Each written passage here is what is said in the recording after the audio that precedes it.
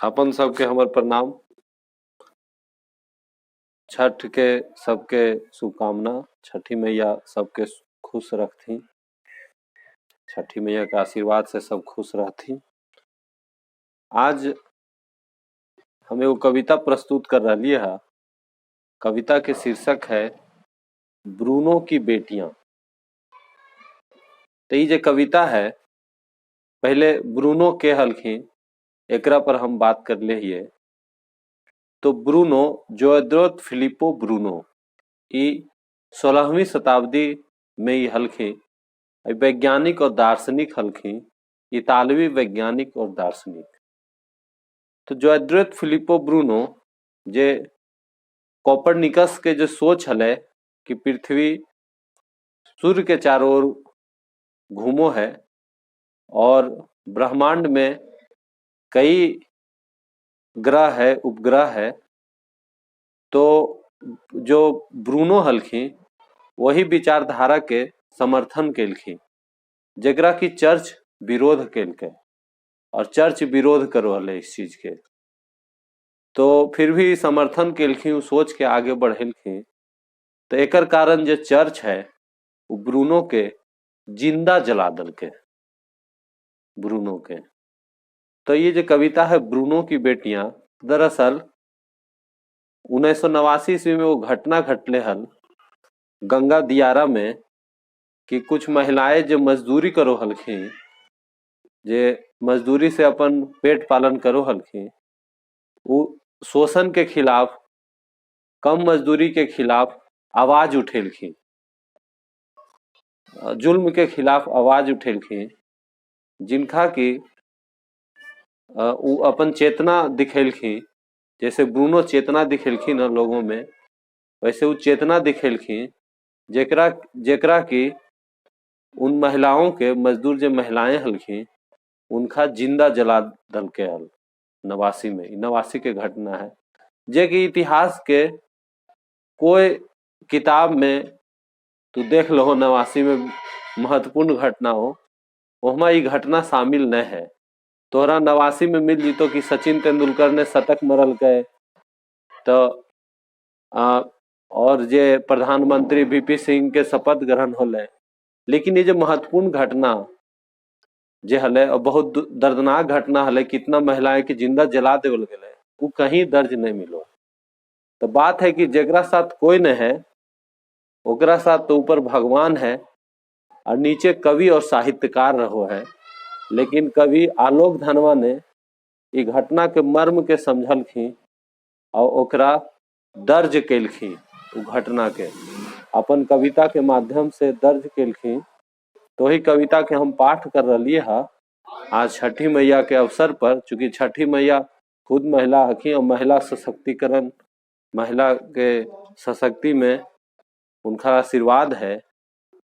तो उहे दर्ज करो, ये उहे कविता आज पाठ कर रही है। आलोक धनवा कविता है, आलोक धनवा जो कि पटना मुंगेर के हकी। कविता है ब्रूनो की बेटियां। वे खुद टाट और काई से नहीं बनी थीं, उनकी माताएं थीं और वे खुद माताएं थीं। उनके नाम थे जिन्हें बचपन से ही पुकारा गया, हत्या के दिन तक। उनकी आवाज में भी जिन्होंने उनकी हत्या की। उनके चेहरे थे, शरीर थे, केस थे और उनकी परछाइयां थीं धूप में। गंगा के मैदानों में उनके घंटे थे काम के और हर बार उन्हें मजदूरी देनी पड़ी, जैसे देखना पड़ा पूरी पृथ्वी को गैलीलियो की दूरबीन से।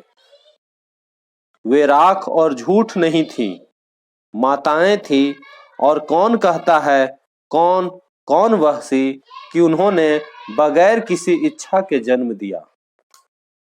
उदासीनता नहीं थी उनका गर्व, गलती नहीं थी उनका गर्व, आदत नहीं थी उनका गर्व, कोई नशा कोई हमला नहीं था उनका गर्व।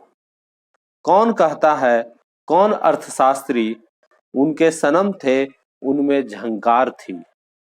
वे माताएं थी, उनके भी 9 महीने थे, किसी वेल के भीतर नहीं, पूरी दुनिया में पूरी दुनिया के 9 महीने।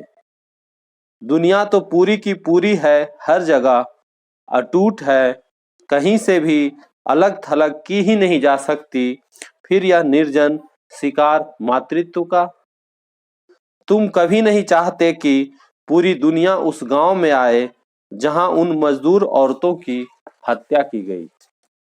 किस देश की नागरिक होती हैं वे जब उनके अस्तित्व के सारे सबूत मिटाए जाते हैं।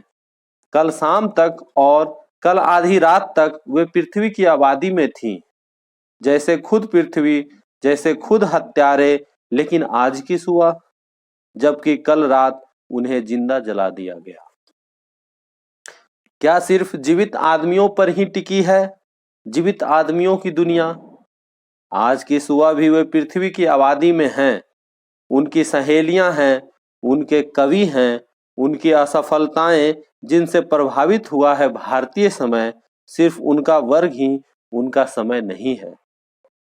कल शाम तक यह जली हुई जमीन कच्ची मिट्टी के दिए की तरह लौ देगी और अपने नए बासिंदों को बुलाएगी। वे खाना बदोश नहीं थीं। कुएं के जगत पर उनके घड़ों के निशान हैं, उनकी कुल्हाड़ियों के दाग, शीशम के उस सफेद तने पर, बांध की ढलान पर उतरने के लिए टिकाए गए उनके पत्थर। उनके रोज रोज से रास्ते बने हैं मिट्टी के ऊपर। वे अचानक कहीं से नहीं बल्कि नील के किनारे किनारे चलकर पहुंची थी यहाँ तक। उनके दरवाजे थे जिनसे दिखते थे पालने, केस बांधने के रंगीन फीते, पपीते के पेड़, ताजा कटी घास और तंबाकू के पत्ते जो धीरे धीरे सूख रहे थे, और सांप मारने वाले बर्छी भी। वे धब्बा और शोर नहीं थी, उनके चिराग थे, जानवर थे, घर थे। उनके घर थे जहां आग पर देर तक चने की दाल सीजती थी, आटा गूथा जाता था, वहां मिट्टी के बर्तन में नमक था।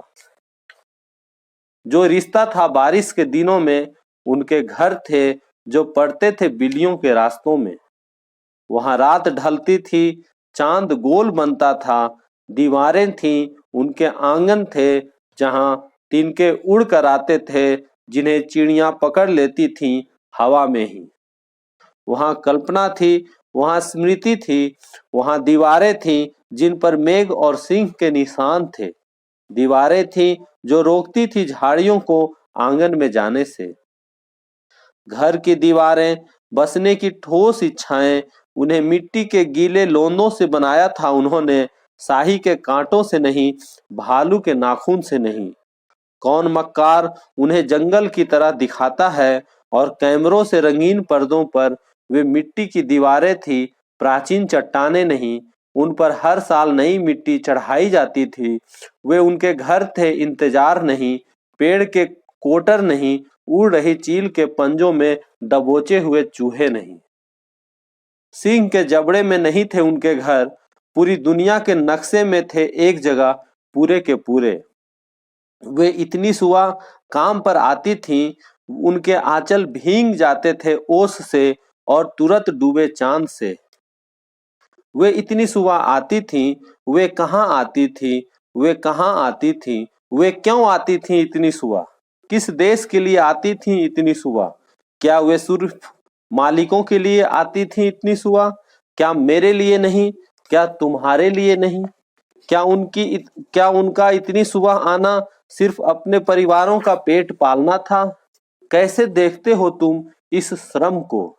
भारतीय समुद्र में तेल का जो कुआं खोदा जा रहा है, क्या वह मेरी जिंदगी से बाहर है? क्या वह सिर्फ एक सरकारी काम है?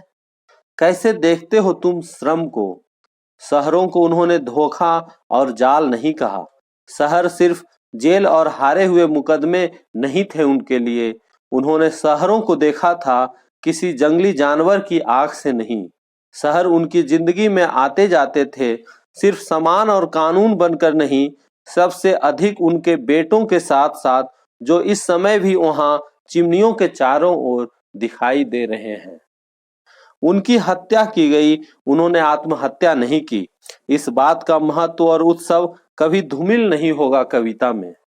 वह क्या था उनके होने में जिसके चलते उन्हें जिंदा जला दिया गया। 20वीं शताब्दी के आखिरी वर्षों में एक ऐसे देश के सामने जहां संसद लगती है, क्या था उनके होने में जिसे खरीदा नहीं जा सका, जिसका इस्तेमाल नहीं किया जा सका, जिसे सिर्फ आग से जलाना पड़ा, वह भी आधी रात में कायरों की तरह बंदूकों के घेरे में। बातें बार बार दोहरा रहा हूं मैं, एक साधारण सी बात का विशाल प्रचार कर रहा हूं मैं। मेरा सब कुछ निर्भर करता है इस साधारण सी बात पर, वह क्या था उनके होने में जिसे जलाकर भी नष्ट नहीं किया जा सकता। पागल तलवारें नहीं थी उनकी राहें, उनकी आबादी मिट नहीं गई राजाओं की तरह। पागल हाथियों और अंधी तोपों के मालिक जीते जी फॉसिल बन गए, लेकिन लकड़ी का हल चलाने वाले चल रहे हैं। रानियां मिट गई, जंग लगे टीन जितनी कीमत भी नहीं रह गई उनकी याद की। रानियां मिट गई, लेकिन क्षितिज तक फसल काट रही हैं औरतें, फसल काट रही हैं। प्रणाम। कविता समाप्त होले। यह कविता हले तो ये कविता आज हम प्रस्तुत के लिए जो हमार अगला आवे वाला है एपिसोड, वो बिहार की महिलाएं और बिहार में महिलाओं के ऊपर। तो उहे क्रम में ये कविता के हम पाठ के लिए अगर कविता अच्छा लगले तो लाइक करो, हमारे चैनल के सब्सक्राइब करो कि अगला आवे वाला एपिसोड के पता चल जाए, और अच्छा लगे तो दोस्त रिश्तेदार में आगे बढ़ाओ। प्रणाम।